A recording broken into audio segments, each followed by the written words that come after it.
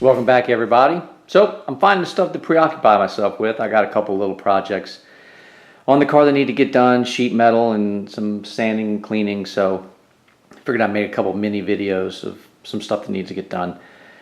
So here's one I've been putting off and I need to get to. It's this stupid striker. The metal around it, I don't know if you can see that. The metal around it, almost all the way around, there's like one little spot up here where it's still attached, thank goodness. It's broken all the way around. Why? Because someone didn't want to replace a $1.50 bushing and pin in the hinge. And the door sagged because the hinge bushings were worn out, and it constantly hit the striker. And even the door handle on the door is like the outside pull handle is like jerked out of place. It's bent because he kept pulling the door up and slamming it in and slamming it in. So over time, it just completely cracked the metal all the way around this. So because someone didn't want to spend like $2 in an afternoon putting some bushings in, I got to weld this thing completely back up so it doesn't completely break and fall inside and make life miserable for me.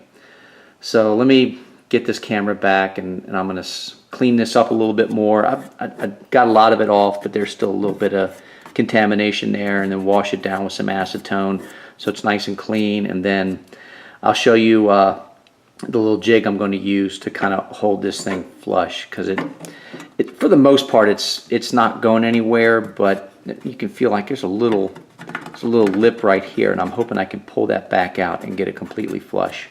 So let's see what I can do.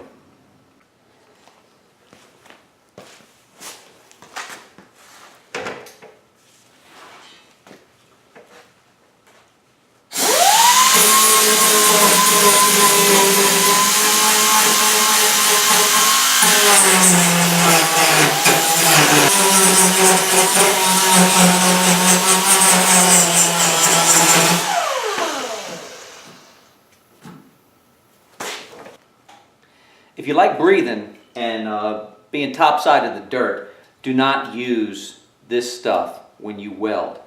All right, you get this regular brake clean, chlorinated. If you get this on to that, no matter how much you wipe it, when you go to weld, it's going to put off a toxic gas. You don't want to breathe it, it's bad. Let's get that out of here. Regular old acetone do the job just fine. And you're going to stay breathing.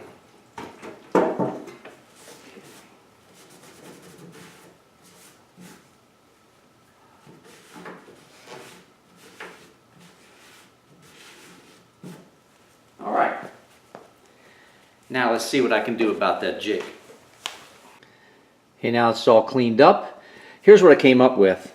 Basically just a heavy piece of metal strap, and bend it into the shape that'll brace both sides. The bolt that'll thread in. And the plan is to use the actual threads inside there. And what I want to do is I want to brace this, and I think it'll help. There we go. Yeah. Just what I'm looking for. So it'll pull that metal out. Let's see if that feels. Yes. Okay. That's what I'm looking for. So now I got a nice flush feel the whole way around. So now what I can do is I can get myself a couple of tack welds, top and bottom. I can move a couple spots around there. Hold it in place. Then I can take this back off, and then I can start doing my tacks all the way around. That's the plan, so now it's just welding.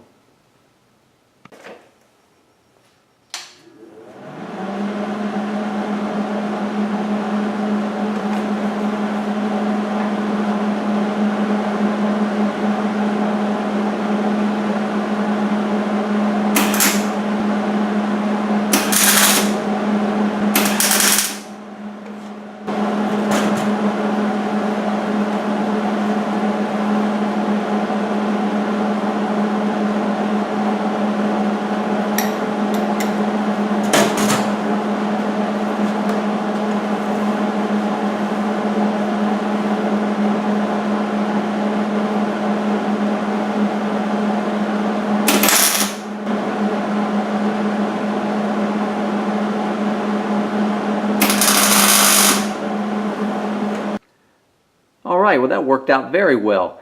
So with the brace I made, that was able to pull the metal back out and left everything flush, and I put a bunch of tacks all the way around. So now it's not going anywhere, and I can have a little bit more room, and then I'll just slowly start at the top, and I'll just tack, tack, tack, tack, tack, tack, tack. Make sure it doesn't get too hot, and then once all the tacks are together, sand it down, look for any spots that may have missed or whatever, and then that's done. One more thing in the books. So I'll be back once I'm done welding, and I'll show you the finished welds, and then I'll sand everything down and show you the final product. Well, there it is. It's all done. It's sloppy as it is. I've still only got like maybe 2 hours of welding under my belt, so I'm still kind of teaching myself. But yeah, turned out okay. Got the whole perimeter done. Everything went off well. It had good penetration. So now it's just a matter of getting the flap wheel to it and grinding back the excess, and then seeing if there's any spots I need to touch up after that, and then it'll be done. So I'm going to spare you the grinding, and I'll be back when all the grinding is done and it's smoothed out. Thanks to my trusty Hobart handler, that is all gone. You can see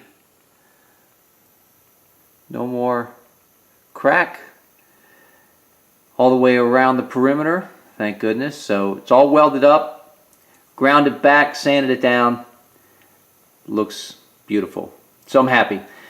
One less thing, I'm making progress, and that's all that matters. Any little progress is good progress as far as I'm concerned.